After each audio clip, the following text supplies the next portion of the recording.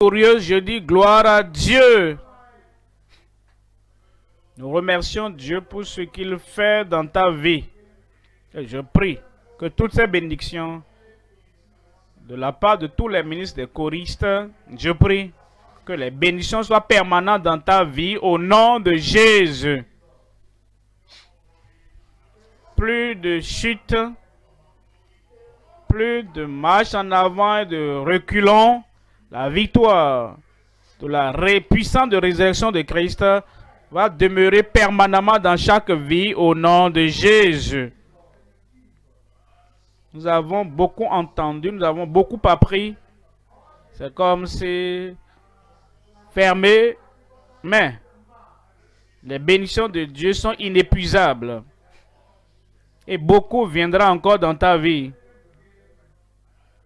Je vais recevoir plus. Je vais recevoir plus. Et ta coupe va déborder au nom de Jésus. Père, nous te remercions pour ce moment. Merci pour ton peuple vivant, éveillé, actif, prêt à recevoir.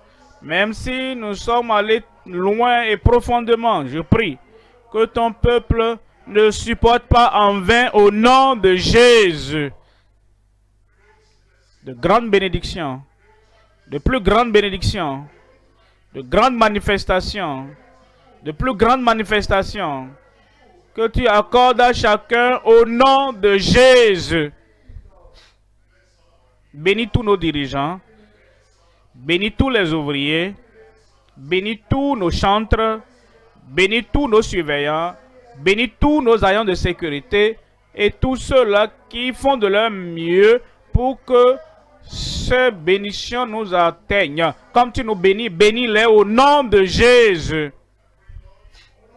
Même ceux qui ne te demandent pas, mais tu sais que c'est bon pour eux, accorde-les cela au nom de Jésus. Plus ils sont bénis, plus nous serons bénis. Nous demandons, Seigneur, qu'en ce moment, que tu bénis chacun au nom de Jésus. Nous te remercions, Seigneur, pour l'exaucement. Au nom de Jésus, nous prions. Dieu vous a déjà béni pour vous asseoir dans les bénédictions de Dieu. En Colossiens au chapitre 1, Colossiens chapitre 1, verset 9. C'est pour cela que nous aussi, depuis le jour où nous vous en avons été informés, nous ne cessons de prier pour vous. Dieu prie pour vous. Les apôtres prient pour vous. Nos dirigeants prient pour vous. Nous ne cessons de prier Dieu pour vous et de demander que vous soyez remplis de la connaissance de sa volonté en toute sagesse et intelligence spirituelle pour marcher d'une manière digne du Seigneur. Pour marcher d'une manière digne du Seigneur et lui être entièrement agréable, portant des fruits en toutes sortes de bonnes œuvres et croissant par la connaissance de Dieu. Il parle de notre dignité ici, parce que Christ est mort pour nous, parce que Christ a été enseveli, parce que Christ est ressuscité encore, parce que Christ est monté au ciel. À cause de sa puissance de la résurrection. Maintenant, nous pouvons être rendus dignes. Et pour marcher d'une manière digne du Seigneur et lui être entièrement agréable. Vous serez agréable au Seigneur. Quand nous parlons de la dignité, vous comprenez, ce n'est pas tout le monde entier qui est digne d'être en la présence de Dieu. Le péché nous sépare de Dieu. Les gens déchus sont éloignés de Dieu. Comme nous repentons, nous revenons à Dieu. Et que le sang de Jésus nous purifie et tous nos péchés sont pardonnés et oubliés.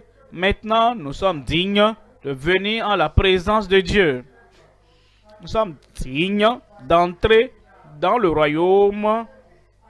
Nous sommes dignes d'avoir nos noms écrits dans le livre de vie. Nous sommes dignes de jouir de tout l'héritage des saints dans le ciel. Nous sommes dignes de marcher et dignes d'avoir l'héritage de la part du Seigneur sur la terre et dans la gloire à venir. Et lorsque nous quitterons ce monde, nous serons dignes d'être au ciel. Dieu te rendra digne. Il dit, Dieu te rendra digne. Digne d'être au ciel pour toujours. Apocalypse chapitre 3, versets 4 et 5. Apocalypse 3, 4 et 5. Cependant, tu as ça quelques hommes qui n'ont pas souillé leurs vêtements. Ils marcheront avec moi en vêtements blancs, parce qu'ils en sont dignes. Rendus dignes par le sang de l'agneau, rendus dignes par la purification de ce sang, rendus dignes par le pardon, par la liberté qui nous a donné, rendus dignes à cause de la résurrection de Jésus-Christ. Ils marcheront avec moi en vêtements blancs parce qu'ils en sont dignes. Celui qui vaincra sera revêtu ainsi de vêtements blancs. Je n'effacerai point son nom du livre de vie, et je confesserai son nom devant mon Père et devant ses anges.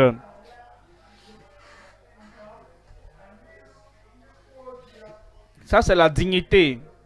Lorsque, dans l'avenir, tu seras au ciel, parce que tu vas là-bas, parce que tu iras là-bas, et le Dieu Tout-Puissant va te regarder sourire, et Jésus-Christ va te présenter aux anges et au Père, et il dira, voici mon fils, voici ma fille.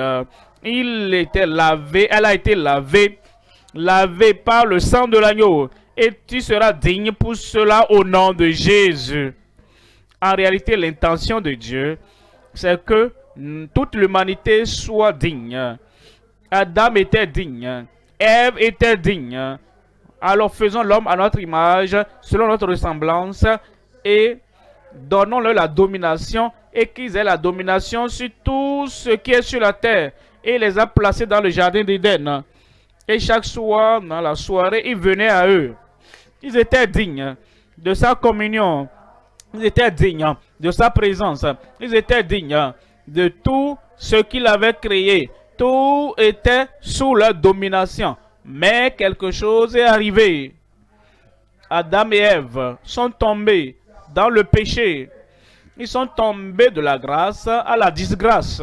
Ils sont tombés d'en haut, le point le plus élevé. Ils sont tombés au plus bas niveau. Adam, où es-tu? Où es-tu? Il n'était plus digne de tenir avec confiance en la présence de Dieu. J'ai entendu ta voix dans le jardin et je me suis caché. Quelque chose est arrivé. Ça, c'est la corruption qui est venue dans ce monde et qui nous a maintenant rendus indignes. Mais le Seigneur Jésus-Christ est venu et dit, il va nous ramener. Et dit qu'il va te ramener. Ce lieu de dignité, il veut nous ramener là-bas. Et plusieurs qui sommes ici, nous sommes déjà de retour. Nous sommes de retour dans la grâce de Dieu. Nous sommes de retour dans la grâce de Dieu. Parce qu'il nous a purifiés et nous a lavés. Il nous a rendus dignes. Comme nous continuons avec le Seigneur, je vais continuer. En ce dernier jour, quand le Seigneur comptera les siens et les saints marcheront pour le ciel, tu seras digne d'être là. Je serai digne d'être là-bas.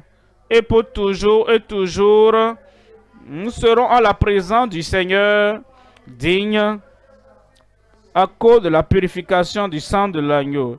Notre dignité par sa puissance de résurrection. Notre dignité, ta dignité, ma dignité, notre dignité à travers sa puissance de résurrection.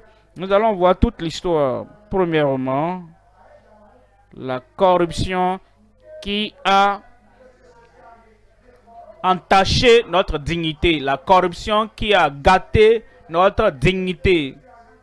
La corruption qui a endommagé notre dignité. Deuxième point, la connexion qui nous rend dignes. La connexion qui nous rend dignes. Tu es reconnecté à Dieu par le Seigneur Jésus-Christ. Et à cause de cette connexion, Une fois encore, nous sommes rendus dignes. Troisième point, la circoncision qui maintient notre dignité. Ce qui est arrivé au premier Adam, ce qui est arrivé à Ève, ne doit plus être autorisé à se reproduire. Comme il nous rend dignes, nous ne devons plus glisser pour retomber. Nous ne devons plus faire marche arrière. Il faut quelque chose que Dieu fera pour maintenir notre dignité. La circoncision qui maintient notre dignité. Premier point maintenant, la corruption qui a endommagé notre dignité. En Genèse, voyons le commencement. Genèse 1, verset 26. Puis Dieu dit, faisons l'homme à notre image, selon notre ressemblance, et qu'il domine sur les poissons de la mer, sur les oiseaux du ciel, sur le bétail, sur toute la terre, et sur tous les reptiles qui rampent sur la terre, dignité, sur toute la terre. L'amour de Dieu était vraiment déversé sur l'homme et la femme, Adam et Ève, et sur tout ce qui rampe sur la terre. Adam et Ève étaient le couronnement de sa création. Adam et Ève étaient les bien-aimés à ses yeux. Et il a mis tout à leur disposition sous eux. Ça, c'est la dignité. Alors Dieu créa ainsi l'homme à son image. Il créa l'homme à l'image de Dieu. Il créa l'homme et la femme. Puis Dieu les bénit. Dieu les bénit. Dieu dit, soyez féconds, vous êtes dignes. Donnez des descendants qui seront dignes. Vous êtes créés à l'image de Dieu. Donnez des enfants qui vont également porter cette image. Soyez féconds, multipliez-vous, remplissez la terre et la sujettissez. Je vous ai donné la clé, je vous ai donné la puissance, je vous ai donné l'autorité. Vous êtes dignes à mes yeux. Alors ayez la domination sur les poissons de la mer, sur les oiseaux du ciel et sur tout animal qui se meut sur la terre. Mais finalement, vous savez ce qui s'est passé? C'est l'histoire de la chute de l'homme. Comme résultat de cette chute, la corruption est entrée dans le monde. La corruption dans la vie de tout le monde. Mais Dieu dit qu'il va révoquer ça. Tout ce qu'il a mis en place. En Genèse chapitre 6, verset 5. Genèse 6, verset 5. L'Éternel vit la méchanceté des hommes, vit que la méchanceté des hommes était grande sur la terre, et que toutes les pensées de leur cœur se portaient chaque jour uniquement vers le mal. La chute a eu lieu. Ils sont souillés, dégénérés, dans leur nature corrompue. Non seulement Adam, non seulement Ève, mais tous leurs descendants, chacun. Dieu dit maintenant, comme il regarde chacun maintenant, il dit les pensées de leur cœur se portaient chaque jour uniquement vers le mal, continuellement. Verset 6. L'Éternel se repentit d'avoir fait l'homme sur la terre, et il fut affligé en son cœur. L'homme est devenu indigne, indigne de son plaisir, indigne de sa bonté, indigne de tout ce qu'il avait. Il était maintenant chagrin dans le cœur de Dieu. Verset 7. Et l'Éternel dit, j'ai exterminé de la face de la terre l'homme que j'ai créé, depuis l'homme jusqu'au bétail, aux reptiles et aux oiseaux du ciel. Car je me répands de les avoir faits. Je regrette, je change de plan, la domination, la dignité que je leur donne, je vais retirer cela à cause de la corruption qui est venue. car je me répands de les avoir faits. Verset 11. La terre était corrompue devant Dieu. Et Dieu est incorruptible. Dieu est pur. Dieu est parfait. Le corrompu ne peut pas être digne aux yeux du parfait. Le pécheur ne peut pas être digne aux yeux du saint. Et l'impur ne peut pas être parfait, ne peut pas être digne aux yeux de celui qui est immaculé et pur. Et Dieu, verset 12, Dieu regarda la terre et voici elle était corrompue. Car toute chair, toute femme, tout homme, tous les gens de la terre, toute chair avait corrompu sa voix sur la terre. C'est ce qui a apporté le jugement du déluge. Et toute l'humanité a été balayée de la présence de l'Éternel. Ils ont été emportés dans une séparation éternelle du Dieu Tout-Puissant. Et Dieu a repris encore. Noé a été préservé, sa famille. Plus tard, il a appelé Abraham et il a continué ainsi de suite. Et les enfants d'Israël sont devenus nation. Et le Seigneur a dit, je commence avec eux. Il a dit à Pharaon, laisse aller mon peuple. Il prenait plaisir en eux. Il a trouvé encore un peuple. Et il a trouvé le peuple qui va le suivre et qui seront dignes à ses yeux. Regardons Exode 32. Cette mauvaise histoire a été encore répétée. La corruption a pris le dessus. La dignité a été annulée. Et l'homme est devenu indigne. Déjà, toute l'Égypte était indigne. Les Amalécites indignes. Les Moabites indignes. Et toutes les nations de la terre s'étaient corrompues. Et l'espoir était sur Israël. Maintenant, Exode 32. Verset 7. L'Éternel dit à Moïse, va, descends, car ton peuple que tu as fait sortir du pays d'Égypte s'est corrompu. S'est corrompu. Cette dignité a été ôtée encore de leur vie parce qu'ils s'étaient devenus indignes. Voici le verdict final, verset 33. Verset 33, l'Éternel dit à Moïse, c'est celui qui a péché contre moi que j'effacerai de mon livre. Il n'était plus digne d'être à la présence de Dieu. Pour être dans le livre de Dieu, ils étaient tous balayés. Peut-être quelque chose va se produire. Et les gens vont apprendre leur leçon. Et toute cette corruption prendra fin. Voyons Psaume 53, verset 1. Psaume 53, verset 1. L'histoire de l'humanité. Nous montons, descendons. Et l'humanité s'est tellement rabaissée au point que personne n'est digne. Psaume 53. L'insensé, verset 2, Louis II. L'insensé dit en son cœur, il n'y a point de Dieu. Ils mènent leur vie sans penser à Dieu, sans penser à la présence de Dieu, sans penser au pardon de Dieu, sans penser à la puissance de Dieu, sans rien qui a à faire à Dieu. Verset 2, Louis II. Ils sont corrompus, ils sont corrompus. Le monde s'est corrompu. Les grands, les bas, les éduqués, ceux qui ne sont pas éduqués. Ceux qui sont dans le champ, ceux qui sont dans la ville, se sont corrompus.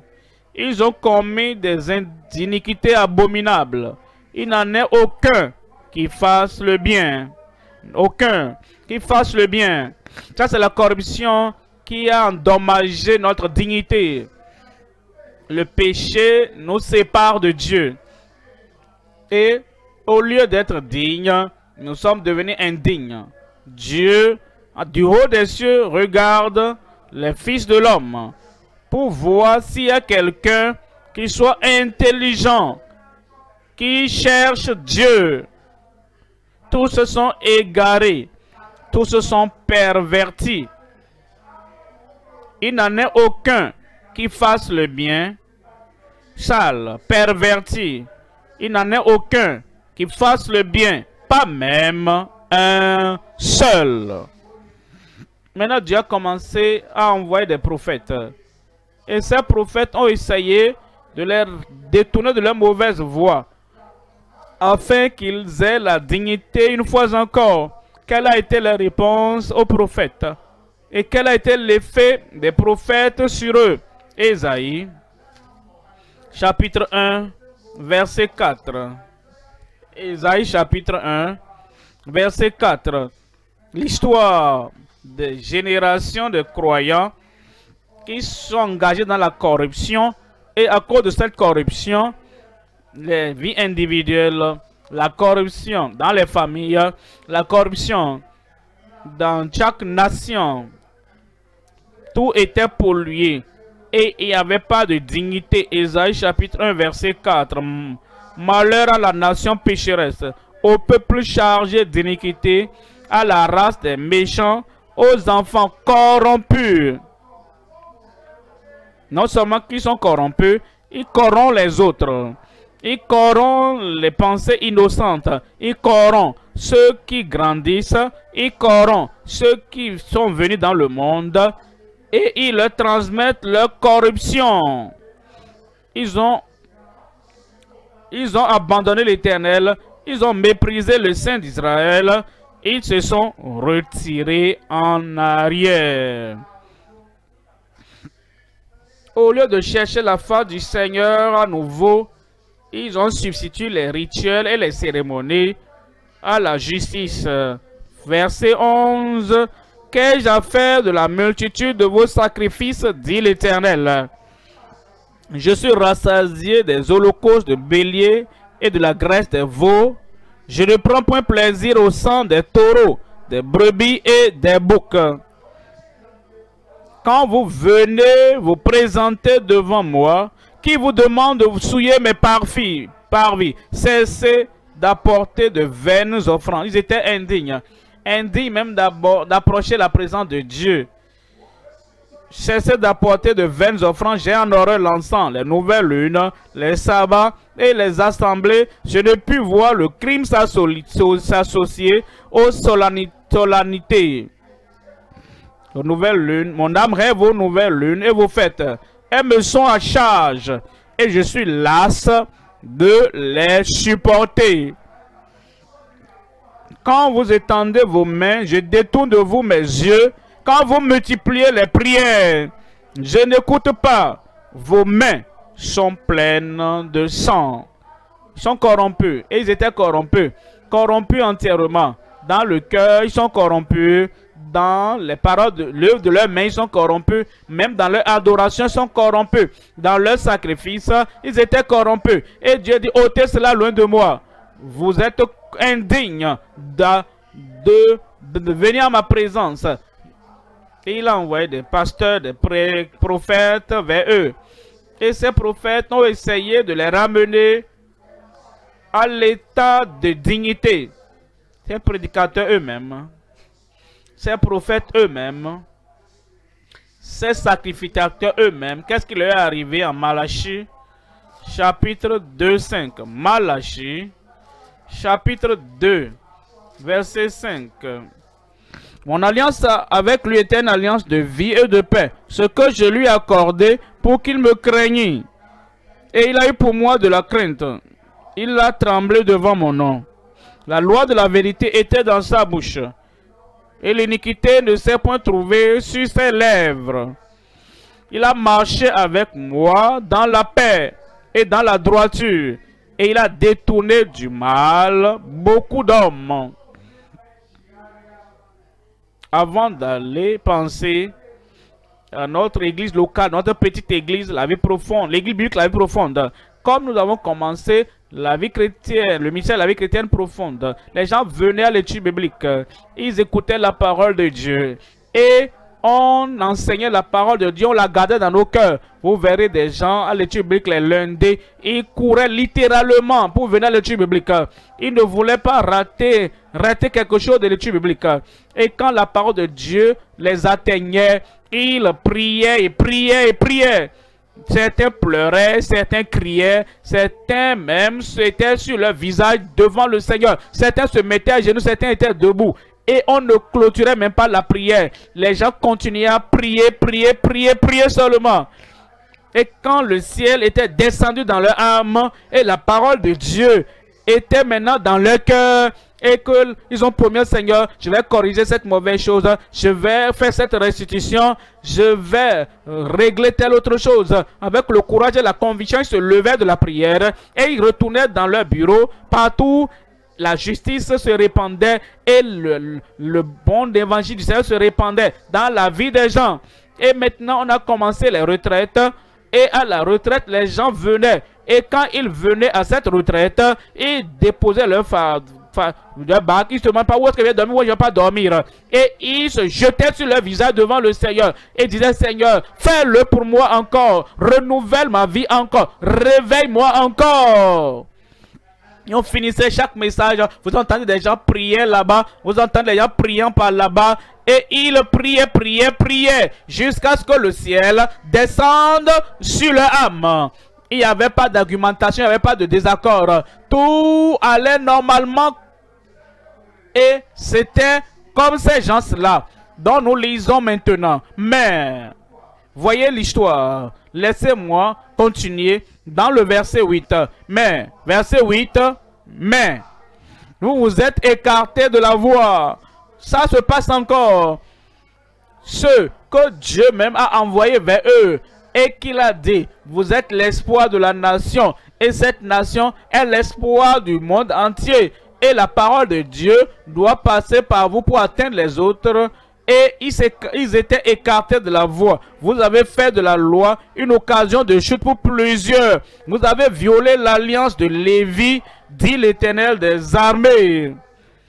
La corruption est revenue encore. Et comme tu penses à notre église, l'église qui était réputée pour sa sainteté, pour sa justice, pour sa transparence. Vous savez, en ces jours-là, les gens, s'ils avaient fait quelque chose qu'ils ne devraient pas faire, et que par erreur, nous leur donnons un message à prêcher à la retraite, sans même que personne ne leur rapporte, ils venaient pour dire, je ne suis pas qualifié, je ne suis pas digne, je dois régler quelque chose avec le Seigneur dans ma vie. Ils ne cachaient rien. Et si tu leur demandais, c'est qu'est-ce que tu veux régler dans ta vie? Ils disaient, je règle ceci, je veux régler ceci, donnez-moi du temps. Je ne veux pas prêcher maintenant. S'ils ne viennent pas, les femmes peuvent venir. Et les femmes aussi diraient, oh mon mari n'est pas prêt à continuer à prêcher maintenant. Parce qu'il y a quelque chose que nous sommes en train de régler dans la famille. Et il n'est pas qualifié. Ou leurs amis venaient. Et les amis disaient, tel. Il n'est pas dit maintenant. C'était transparent. Jusqu'à ce que les choses commencent à changer.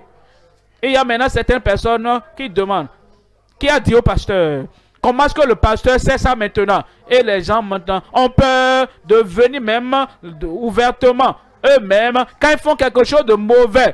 Et ils se sont corrompus. Et vous ne savez même pas. Est-ce qu'ils prêchent encore? Ils prêchent le dimanche. Ils prêchent le jeudi. Ce n'est pas étonnant. Rien ne se passe. Parce qu'il y a la corruption cachée.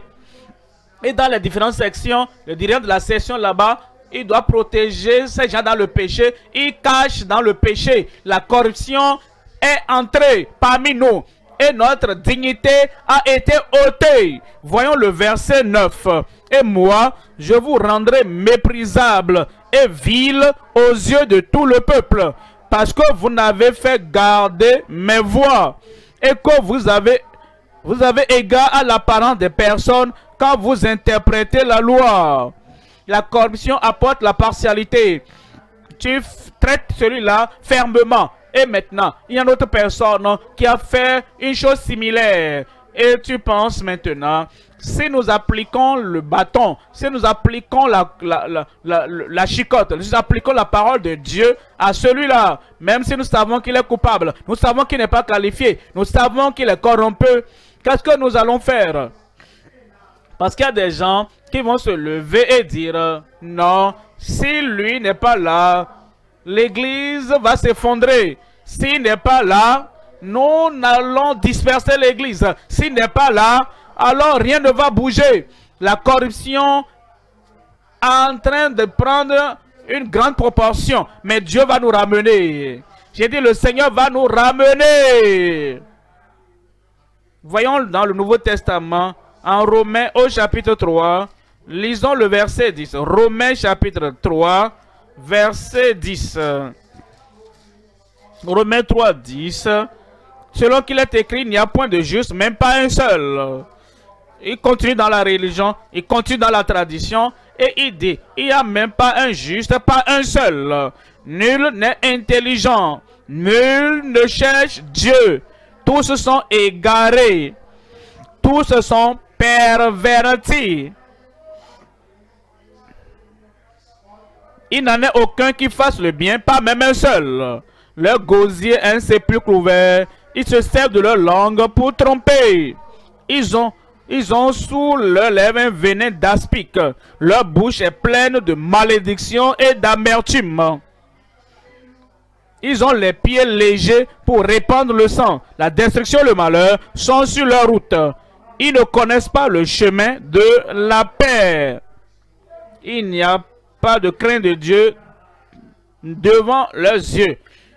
C'est ça qui a rendu les gens indignes. Je vous ai montré et lu dans l'Ancien Testament les prédicateurs, les pasteurs, les prophètes, les sacrificateurs qui étaient censés les ramener à l'état de dignité.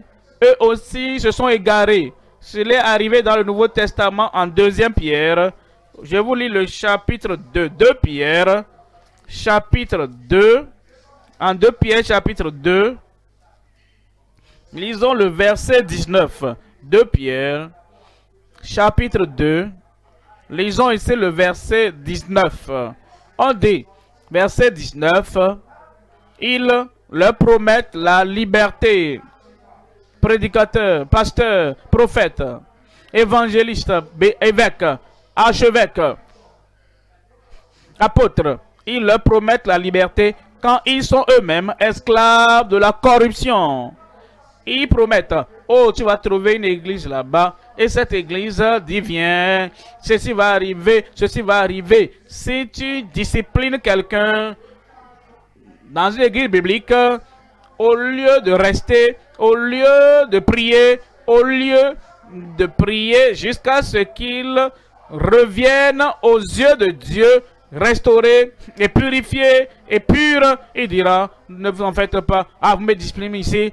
Il va dans telle autre église, il va dans tel autre ministère, il va dans telle autre assemblée et il dit, oh, ne t'en fais pas, on connaît la vie profonde, c'est comme ça ils sont, viens ici. Et il lui donne une position là-bas. Et la position qui va le pousser et l'enfoncer en enfer. Parce que vous savez, ils leur promettent la liberté. Et ceux qui leur promettent la liberté, ils sont eux-mêmes esclaves de la corruption, car chacun est esclave de ce qui a triomphé de lui. En effet, si après s'être retiré des souillures du monde, par la connaissance du Seigneur et Sauveur Jésus-Christ, ils s'y engagent de nouveau, enlacés de nouveau, et sont vaincus, leur dernière condition est pire que la première. Car mieux valait pour eux n'avoir pas connu la voie de la justice que de se détourner après l'avoir connu du saint commandement qui leur avait été donné. Il est arrivé ce que dit un proverbe vrai. Le chien est retourné à ce qu'il avait vomi, et la truie lavée s'est vautrée dans le bourbier. Tu ne mourras pas dans la corruption. Tu ne mourras pas dans la pollution. Il vaut mieux faire face à la vraie chose et aller sur tes genoux devant le Seigneur et dire, Seigneur, fais-le encore, purifie-moi encore, réveille-moi encore, et que la puissance de ta résurrection fasse une nouvelle œuvre dans ma vie. Si tu travailles dans l'église et tu t'attaches à cette position, mais tu sais qu'au-dedans de toi, la corruption t'a vaincu, la corruption a rempli toute ta vie. Ta femme le sait, ou bien ton mari le sait, ou bien tes enfants le savent. Mais il y a quelques-uns qui le savent, mais ils disent, ah, ils ne vont pas entendre ça de ma bouche, ce n'est pas dans ma bouche, ils vont entendre ça. Et tu continues à travailler. Tu sais que si tu meurs dans cette condition, tu iras en enfer. Ne laisse pas la corruption ôter la meilleure partie de ta vie. Repends-toi, reviens et cherche la foi du Seigneur. Et Dieu va te ramener. Quelqu'un là-bas dit, Dieu va te restaurer. Et tu pourras donc rétablir ta connexion. Deuxième point maintenant, la connexion qui nous rend dignes. La connexion qui nous rend dignes. En Colossiens au chapitre 1, je vous lis le verset 10. Colossiens chapitre 1, verset 10. Pour marcher d'une manière digne du Seigneur et lui être entièrement agréable, portant des fruits en toutes sortes de bonnes œuvres et croissant par la connaissance de Dieu. Comment cela se passe? Ils sont venus à un état, ils sont venus dans une position, ils sont parvenus dans une situation où pour être dignes. Verset 14. En qui nous avons la rédemption par son sang et même la rémission des péchés. Le pardon des péchés. Le pardon des péchés, la rémission des péchés. Quand tu confesses tes péchés, celui qui cache ses transgressions, qui cache ses péchés, ne peut pas prospérer. Il ne pourra pas avoir la communion avec Dieu. Il ne peut pas avoir la dignité aux yeux de Dieu. Peu importe ce que tu utilises pour cacher ce péché, tu ne pourras pas prospérer. Mais celui qui les avoue et les délaisse obtient miséricorde. Cette miséricorde va te reconnecter à la dignité que nous avions dans le Seigneur. Psaume 51, verset 6. Psaume 51. Psaume 51. Verset 7. Verset 8. Mais tu veux que la vérité soit au fond du cœur. Ce n'est pas superficiel sur tes lèvres. Ce n'est pas superficiel sur ta langue. Dieu désire que la vérité soit au-dedans de toi. Et il dit, fais donc pénétrer la sagesse au-dedans de moi. Purifie-moi avec l'hysope. C'était un roi, le roi David, qui a fait quelque chose. Et les gens de sa maison, ils le savaient. Ils le soutenaient. Il les a envoyés appeler la femme. Et il savait que quelque chose était passé.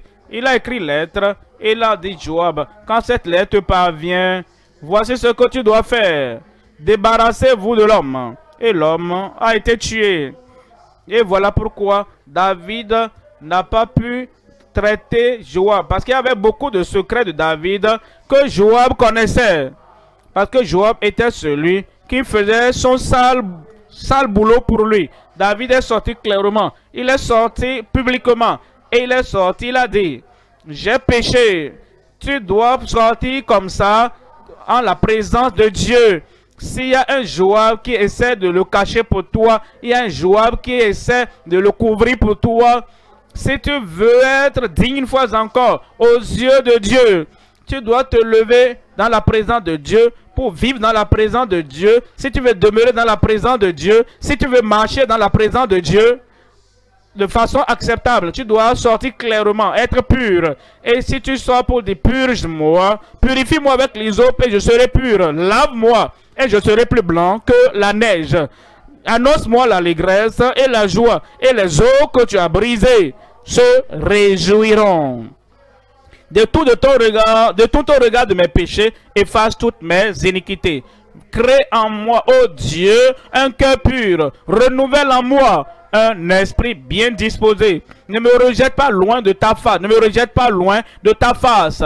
Je comprends. Je ne suis pas dit maintenant d'être en ta présence. Je comprends. J'ai tout gâché. Je comprends. Je suis tombé. Je comprends. Et j'ai fait l'inimaginable. Je ne suis plus digne d'être en ta présence, Seigneur. Ne me rejette pas loin de ta face. Ne me retire pas ton Esprit Saint.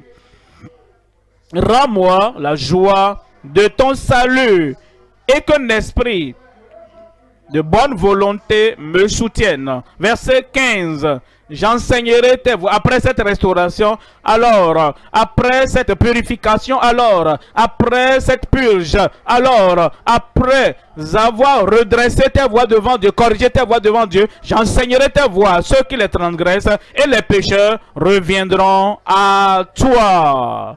C'est ce qu'il faut, c'est ce qu'il faut. Si nous voulons avoir cette dignité restaurée, nous l'aurons. J'ai dit, nous l'aurons restaurée. Voyons en Luc au chapitre 19. En Luc 19, lisons le verset 6. Luc 19, verset 6. Il se hâta et il descendit et le reçut avec joie. Parlant de Zachée, il était un pécheur et les gens le savaient qu'il était un publicain. Et les gens savaient qu'il y avait beaucoup de choses sales dans sa vie. Mais quand ils l'ont vu, plusieurs murmuraient. Tous murmuraient, disaient, il est allé loger chez un homme pécheur. Peut-être quelqu'un là-bas, la personne avec qui tu mets la vie sale, il ne sait pas que tu es même membre de cette église. Il a été invité à la retraite. Et il est venu avec un esprit ouvert.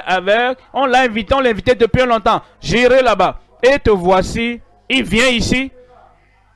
Et il te voit. Tu servais. Tu faisais quelque chose. Il dit quoi? Parmi tous les gens là, regardez celui-là. Je connais sa vie entièrement. Il est corrompu. Il est sale. Il est menteur. Il souille les femmes. Ou mais si elle est une femme, tout le monde connaît, elle est une personne publique. Et tout le monde peut la voir et la voir à tout moment. Donc il est aussi ouvrier, elle est aussi ouvrière. C'est ce qu'il murmure, qu'il est allé loger chez un homme pécheur. Mais Zachée n'a pas perdu du temps. Tu ne perdras pas de temps. J'ai dit tu ne perdras pas de temps. Mais Zachée se tenant debout, lui dit au Seigneur, voici, Seigneur, je donne aux pauvres la moitié de mes biens. Il y a toujours une évidence de la conversion. Il y a toujours une évidence du salut. Il y a toujours une évidence de la restauration. Voici, Seigneur, je donne aux pauvres la moitié de mes biens. Et si j'ai fait tort de quelque chose, à quelqu'un, est-ce que tu as pris le diplôme de quelqu'un avec lequel tu travailles? Si j'ai fait tort de quelque chose à quelqu'un, est-ce que tu as pris la femme de quelqu'un? Tu lui as arraché sa femme et cette divorcée est ta femme. Si j'ai pris quelque chose, est-ce que tu as pris des choses précieuses qui appartiennent à d'autres personnes et tu les utilises? Tu dis, ah, oh, je suis né de nouveau, je suis né de nouveau. Non, tu ne l'es pas. Non, tu ne l'es pas. Il doit avoir l'évidence de la repentance, l'évidence de la régénération dans ta vie. Si j'ai pris quelque chose à quelqu'un à tort, je lui rends le quadruple. Jésus lui dit, le salut est entré aujourd'hui dans cette maison parce que celui-ci est aussi un fils d'Abraham. C'est comme ça que nous sommes reconnectés encore et nous resterons connectés. Je vais rester connecté. En Luc chapitre 21, verset 34. Luc 21, lisons le verset 34. Voici, on nous dit ici dans le verset 34 de Luc chapitre 21. Il nous dit ici, verset 34, prenez garde à vous-même, de craindre que vos cœurs ne s'apesantissent par les excès du manger et du boire. Il y a certaines choses qui arrivent dans le monde. Si vous permettez ces choses dans votre cœur, elles vont vous aveugler. Ça vous rendra ivre et vous allez tituber. Vous n'aurez pas l'évaluation correcte des choses. Vous allez surévaluer les choses de ce monde et vous allez sous-estimer les choses du ciel. Quand votre cœur est appesanti par les excès du manger, du boire et par les soucis de la vie, et que ce jour ne vienne sur vous à l'improviste, car il viendra comme un filet sur tous ceux qui habitent sur la face de toute la terre. Veillez donc et priez Est-ce que vous êtes né de nouveau? Veillez. Est-ce que vous êtes sanctifié? Veillez. Est-ce que vous êtes qualifié? Est-ce que vous êtes rendu digne par le sang de l'agneau? Veillez donc. Est-ce que vous êtes sorti du monde et de toutes les dégradations du monde? Veillez donc. Verset 36. Et priez en tout temps, afin que vous ayez la force. Afin que vous ayez la force. Ce n'est pas comment je viens à l'église, je suis digne, pas du tout. Vous devez veiller, vous devez prier, vous devez vous séparer des choses qui essaient de vous ramener en arrière et des soucis de cette vie. Veillez donc et priez en tout temps, afin que vous ayez la force d'échapper à toutes ces choses qui arriveront et de paraître debout devant le Fils de l'homme. Digne de tenir devant le Fils de l'homme. Comment cela peut arriver? 1 Jean, chapitre 2, verset 15. 1 Jean, chapitre 2, verset 15. N'aimez point le monde, ni les choses qui sont dans le monde. Les choses qui intéressent la pensée des mondains et ceux qui ne connaissent rien du ciel. L'œuvre de régénération, la puissance de résurrection n'a pas encore d'effet dans leur vie. Ils aiment ceci, ils aiment ceci, ils aiment cela. Et ils vont partout en portant ces choses comme si c'était ce qui va les amener au ciel et les amener à passer l'éternité avec Dieu. Toutes ces choses du monde qui ont déjà détruit plusieurs vies et détruit plusieurs églises et détruit plusieurs familles. N'aimez point le monde, ni les choses qui sont dans le monde. Si quelqu'un aime le monde, l'amour du Père n'est point en lui. Comment savoir que quelqu'un aime le monde? Il n'arrive pas à prêcher tel qu'il prêchait avant. Il n'arrive pas à être très clair. Il n'arrive pas à être si ferme comme il était avant. Ça commence un peu. La fille est sortie et a amené des vêtements de Babylone. Et le papa a dit, c'est quoi ça? Et la fille dit, ah mon père, ça c'est comme ça que je veux vivre maintenant. Hein? Les vêtements de Babylone, ça me convient, ça convient ma peau, mon teint, ça convient ma vie, ça convient à mes amis. Et le papa se tait. Et voici, le père cherchait quelque chose dans le tiroir et il a vu l'habillement de la femme. C'est quoi ça? Ça, c'est un autre vêtement d'Égypte. Et quand la femme est revenue, il dit, ma femme, j'ai vu quelque chose. Qu'est-ce que tu as vu? Où est-ce que tu as vu ça? J'ai vu ça dans ton garde-robe. Allons là-bas. C'est quoi ça? Quand est-ce que tu as eu ça? Où est-ce que tu as eu ça? L'argent de qui tu as dépensé pour acheter ceci? Et elle dit, parce que maintenant, quiconque veut pratiquer le mal doit défendre le mal. C'est ce que je vais faire. Tout ce que tu veux faire, tu peux le faire. C'est là où moi je tiens. J'irai toujours à l'église. Je ne vais pas porter ça pour aller à l'église. Mais je peux porter ça ailleurs. Parce que quand je suis à Rome, je fais comme une Romaine. Quand je suis à la vie profonde, je m'habille comme la vie profonde. Et quand je suis hors de là-bas, mes amis sont aussi là. Tu le sais, non? Et mes collègues sont aussi là, non? Mes connaissances sont là. Et je vais porter ça, je serai comme eux. Et l'homme est vaincu dans sa famille. Il était prédicateur. Et il vient au pupitre maintenant. Il lit beaucoup de versets des Écritures. Il ne peut pas doiter la parole de Dieu comme il arrivait à le faire. Parce que déjà, il a un compromettant. Déjà, les filles l'ont vaincu. Déjà, la femme l'a vaincu. Mais nous allons revenir encore à la parole qui a été transmise au sein une fois pour toutes au nom de Jésus. Et si tu es une personne sincère, si tu es un lieu et tu n'arrives pas à prêcher la parole, si tu es quelque part, tu n'es pas...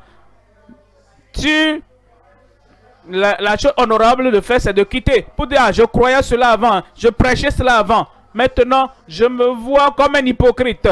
Parce que maintenant, même si je prêche ça, ma famille ne peut pas soutenir cela. N'aimez pas le monde, ni les choses qui sont dans le monde. Si quelqu'un aime le monde, si quelqu'un, quel que soit le titre, si quelqu'un aime le monde, l'amour du Père n'est point en lui. Car tout ce qui est dans le monde, la convoitise de la chair, la convoitise des yeux et l'orgueil de la vie ne vient point du Père, mais vient du monde. Et le monde passe. Et sa convoitise aussi. Mais celui qui fait la volonté de Dieu, celui qui fait la volonté de Dieu demeure éternellement. Quelqu'un là-bas va demeurer éternellement. J'ai dit quelqu'un là-bas va demeurer éternellement. Chapitre 3 de 1 Jean, 1 Jean chapitre 3, lisons le verset 1. Voyez quel amour le Père nous a témoigné pour que nous soyons appelés enfants de Dieu. Et nous le sommes. Si le monde ne nous connaît pas, c'est qu'il ne l'a pas connu. Bien-aimés, nous sommes maintenant, au présent, nous sommes maintenant enfants de Dieu. Et nous sommes filles de Dieu. Et ce que nous serons n'a pas encore été manifesté. Mais nous savons que lorsque cela sera manifesté, nous serons semblables à lui. Nous serons semblables à lui. Tu seras semblable à lui. Nous serons dignes au nom de Jésus. Parce que nous le verrons tel qu'il est. Quiconque a cette espérance en lui se purifie comme lui-même est pur. Quiconque pêche transgresse la loi. Et le péché, que ce soit s'il commet ce péché publiquement ou en privé, j'ai pitié des gens qui sont dans une église comme celle-ci et qui ont décidé qu'ils ne vont pas se repentir après être rétrogradés et gagnent une position et ils ont le courage. Et quiconque les connaît sait qu'ils vivent une vie vaincue, une vie défaite. Ils mènent une vie corrompue. Et quand ils viennent en public et ils veulent faire rendre un peu de leur service, ils utilisent un visage audacieux. Et si tu viens, comme si tu connaissais quelque chose les concernant, ils restent debout et ils te regardent et disent, ouais, et après. Et tu quittes le chemin. Ces gens-là, qui sont devenus si endurcis dans le péché, et ils disent, et après quoi? Ils utilisent donc le visage courageux pour chasser les gens. Tu périras sans remède. Parce qu'il n'y a personne maintenant. Les messages ne te touchent pas. Tes amis ne peuvent pas te parler. Les pasteurs ne peuvent pas te toucher. Personne ne peut te parler. C'est comme ça on périt. Je prie que tu ne périsses pas. Donnez-moi un bon amen de la vie profonde. Voyez le verset 5. Or, vous le savez, Jésus a paru pour ôter les péchés. Et il n'y a point en lui de péché. Quiconque demeure en lui ne pêche point. Quiconque pêche ne l'a pas vu et ne l'a pas connu. Petits enfants, que personne ne vous séduise. Celui qui pratique la justice est juste, comme lui-même est juste. Celui qui pêche, qui pratique le péché, dites-moi, est-ce que tu vas permettre à quelqu'un qui est du diable de t'imposer les mains? Il veut prier pour toi. Ça ne va pas t'arriver. Celui qui pratique le péché est du diable, car le diable pêche dès le commencement. Et c'est pour cela, le Fils de Dieu a paru afin de détruire les œuvres du diable. Quiconque est né de Dieu ne pratique pas le péché. Est-ce qu'il y a un amen là-bas? Quiconque est né de Dieu ne pratique pas le péché. Parce que la semence de Dieu demeure en lui. Et il ne peut pécher parce qu'il est né de Dieu. C'est comme ça, il faut être rendu digne. Et tu seras rendu digne au nom de Jésus. Je viens au troisième point maintenant. La circoncision qui maintient notre dignité. Elle nous rend dignes en nous sauvant. Il nous rend dignes en nous réconciliant au Père. Il nous rend dignes en annulant le châtiment et l'ordonnance qui subsistaient contre nous. Il nous rend dignes en nous disant que nos noms sont maintenant écrits dans le livre de vie. Mais il y a quelque chose qu'il veut faire. Il veut circoncire nos cœurs. Il veut circoncire nos lèvres. Il veut circoncire notre homme intérieur. Voyons Deutéronome au chapitre 30. Et je vous lis ici le verset 6. En Deutéronome chapitre 30, je vous lis ici le verset 36. Verset 6 dit, il dit, l'Éternel ton Dieu circoncira ton cœur. Ce n'est pas la circoncision faite par un homme, c'est la circoncision que Dieu lui-même fera. Et ce n'est pas la circoncision du corps, c'est la circoncision du cœur. L'Éternel ton Dieu circoncira ton cœur et le cœur de ta postérité. Ça ne doit pas s'arrêter à la première génération. Il y a certaines personnes qui disent, nous savons ce à quoi le pasteur pense. Il veut que la vie profonde reste comme dans la première génération. Et pour eux, ils ne croient pas au miracle, à la continuité, à la constance des miracles. Ils disent que ça ne peut pas arriver. Ah, ça, c'est une autre génération de la vie profonde. La première génération, tout ce que nous avons fait, tout ce que nous avons, c'est pour aller au ciel. Si la deuxième génération, la troisième, la quatrième génération, si Jésus tarde à venir, s'ils veulent aller au ciel, nous devons combattre avec ferveur pour la foi qui a été transmise au sein une fois pour toutes. Quelle que soit la génération, il dit, je vais circoncire ton cœur et je vais circoncire le cœur de ta postérité. Et tu aimeras l'Éternel ton Dieu de tout ton cœur, de toute ton âme, afin que tu vives. Et dans le Nouveau Testament, il nous parle de cette circoncision en Romains au chapitre 2. Et je vous lis le verset 29. En Romains chapitre 2, lisons le verset 29. Romains 2, verset 29. Mais le juste, c'est celui qui l'est intérieurement. Et la circoncision, c'est celle du cœur. C'est celle du cœur. Selon l'esprit.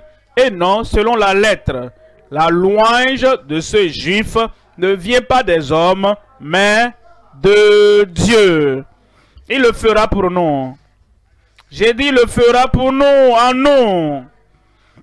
Jérémie, chapitre 32. En Jérémie 32, je vous lis le verset 38. Jérémie 32, 38. Ils seront mon peuple et je serai leur Dieu. Je leur donnerai un même cœur et une même voix, afin qu'ils me craignent pour toujours, pour leur bonheur et celui de leurs enfants après eux. Je traiterai avec eux une alliance éternelle. Je ne me détournerai plus d'eux. Je leur ferai du bien et je mettrai ma crainte dans leur cœur.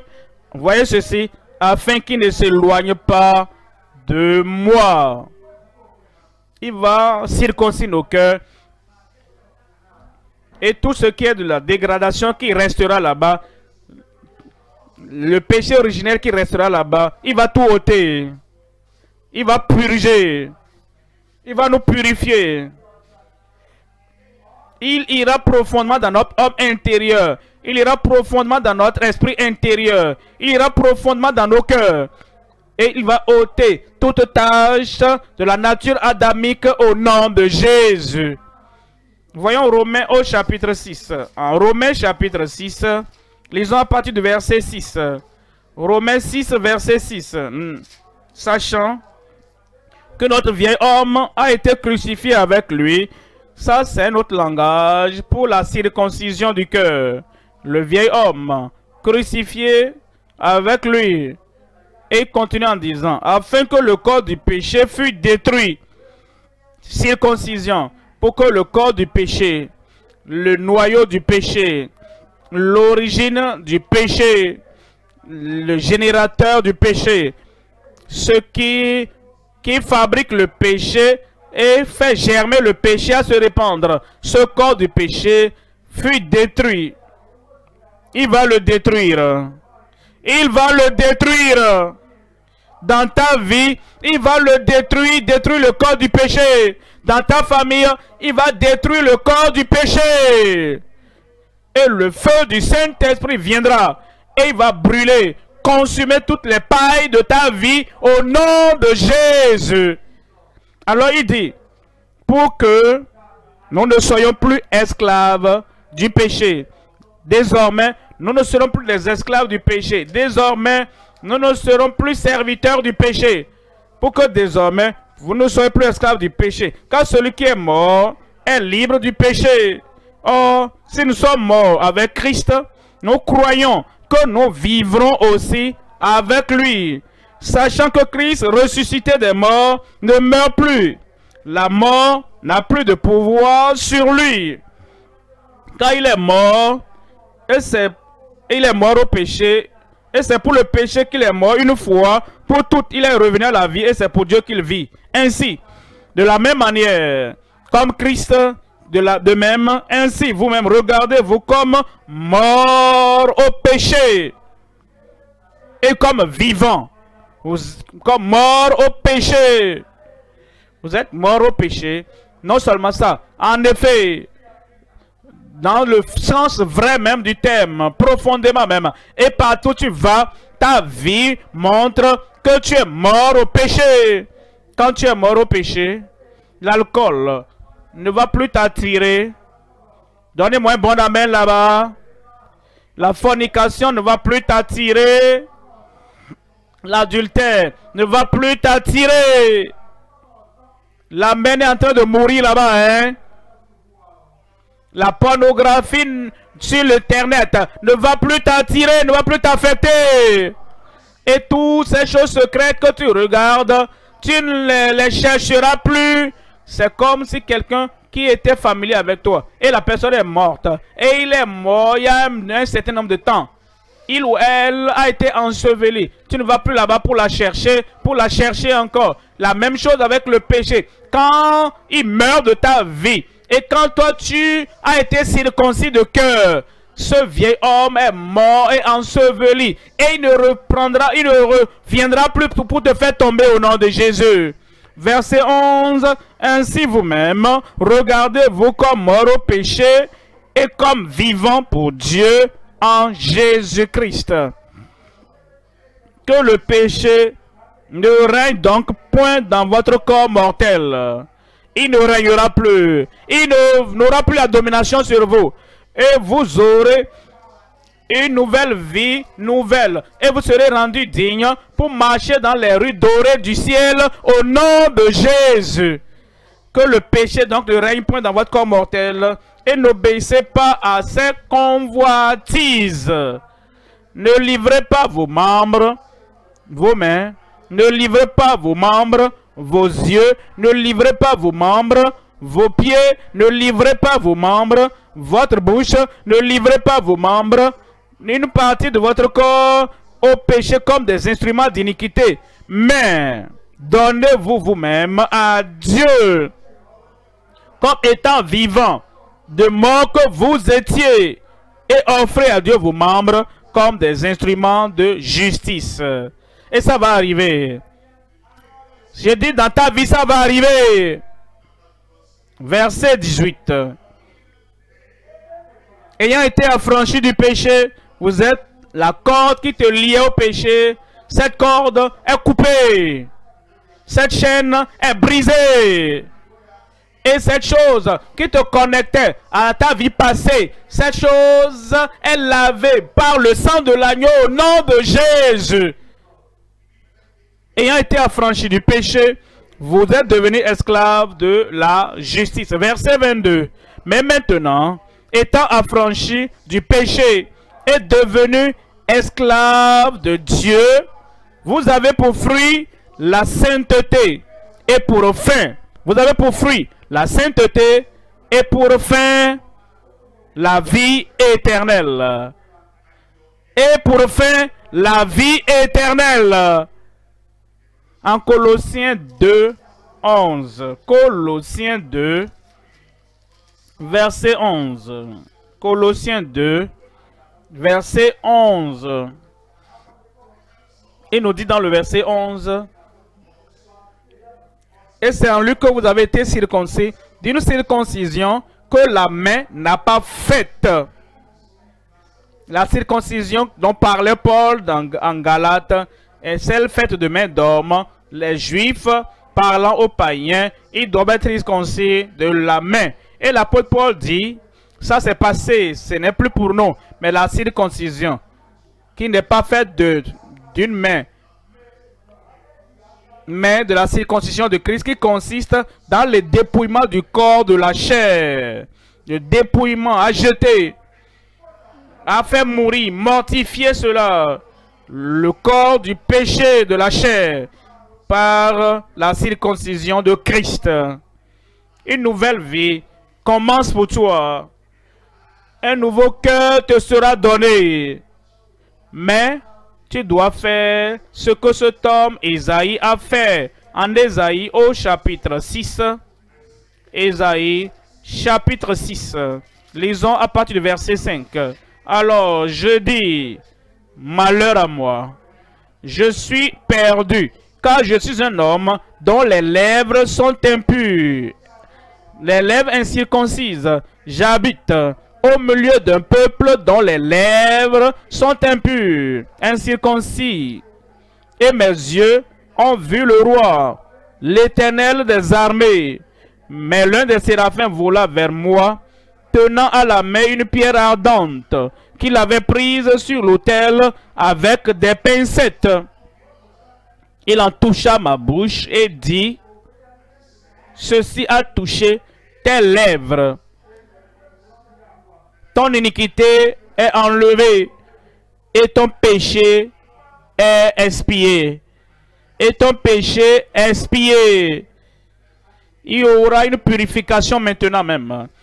Il y aura une circoncision maintenant même. Et il y aura une purge maintenant même. Le Seigneur va te purifier entièrement. Te purger entièrement. Et le Seigneur va te purifier de l'intérieur, de l'homme intérieur et dans toutes les parties de ta vie au nom de Jésus.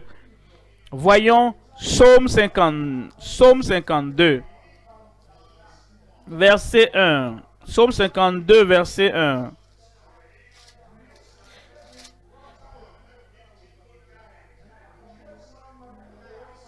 La ville sainte. Dieu rendra chacun de nous saints. Saints dans le cœur, dans le langage, dans les pensées, dans les imaginations, dans nos plans, dans notre caractère, dans l'église, au dehors. Nous sommes la ville sainte. Car il n'entrera plus chez toi ni incirconcis, ni impur. C'est Ésaïe 52.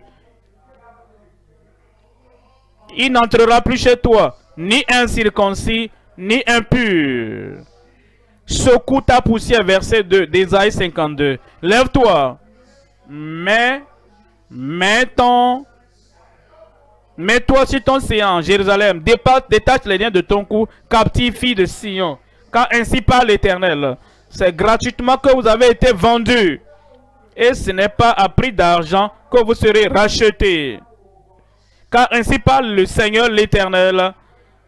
Jadis mon peuple descendit en Égypte pour y séjourner. Puis l'Assyrien l'opprima sans cause. Et maintenant, qu'ai-je à faire? Dit l'Éternel, quand mon peuple a été gratuitement enlevé. Ces tyrans poussent des cris, dit l'Éternel. Et toute la durée du jour, mon nom est outragé. Ils les font pleurer. Et mon nom, tout est outragé. C'est pourquoi mon peuple connaîtra mon nom. C'est pourquoi il saura en ce jour que c'est moi qui parle. Me voici. Qui sont beaux. Me voici. Qui sont beaux. Verset 7. Sur les montagnes, les pieds de celui qui apporte de bonnes nouvelles. Qui publie la paix. De celui qui apporte de bonnes nouvelles. Qui publie le salut. De celui qui dit à Sion, ton Dieu règne. Dieu va régner dans ton cœur. Il va régner dans ta vie. Il va régner dans ta famille. Il va régner dans ton service. Partout où tu iras, Dieu régnera encore au nom de Jésus. La voix de tes sentinelles retentit. Elles élèvent la voix. Elles poussent ensemble des cris d'allégresse. Car de leurs propres yeux, elles voient plus de désaccord, plus d'argumentation, plus plus de désunion, car leurs propres yeux, elles voient que l'Éternel ramène Sion. Éclatez ensemble en cris de joie, ruines de Jérusalem, car l'Éternel console son peuple. Il rachète Jérusalem. L'Éternel découvre le bras de sa sainteté aux yeux de toutes les nations, et toutes les extrémités de la terre verront le salut de notre Dieu. Quand il nous aura renouvelés, quand il nous aura réveillés, quand il nous aura circoncis, quand il nous aura enflammés, nous partirons avec l'évangile, le message du salut, et tout le monde dans notre état, dans notre pays, dans notre continent, écoutera ce message de vie au nom de Jésus. Verset 11, partez, sortez de là, ne touchez rien d'impur. Sortez du milieu d'elle, purifiez-vous, vous qui portez les vases de l'Éternel. Ne sortez pas avec précipitation, ne partez pas en fuyant, car l'Éternel ira devant vous. L'Éternel ira devant vous, et le Dieu d'Israël fermera votre marche. Voici mon serviteur, prospérera, il montera, il se lèvera bien haut. Est-ce qu'il y a un serviteur de Dieu là-bas? Est-ce qu'il y a un serviteur de Dieu là-bas? Il va te promouvoir et t'élever au nom de Jésus. De même qu'il a été pour plusieurs sujets d'effroi, tant son visage était défiguré, tant son aspect différait de celui des fils de l'homme. De même, il sera pour beaucoup de peuples un sujet de joie. Devant lui, des rois fermeront la bouche, car ils verront ce qui ne leur avait point été raconté. Ils apprendront ce qu'ils n'avaient point entendu. Ce que tu n'avais pas vu avant ce soir, tu le verras. La circoncision que tu n'avais jamais eu avant, tu l'entendras parler dans ta vie. Et ils apprendront ce qu'ils n'avaient point entendu. Est-ce que tu fais partie de cette équipe? Est-ce que tu fais partie de cette église glorieuse? Est-ce que tu es prêt à prier maintenant? À te réveiller?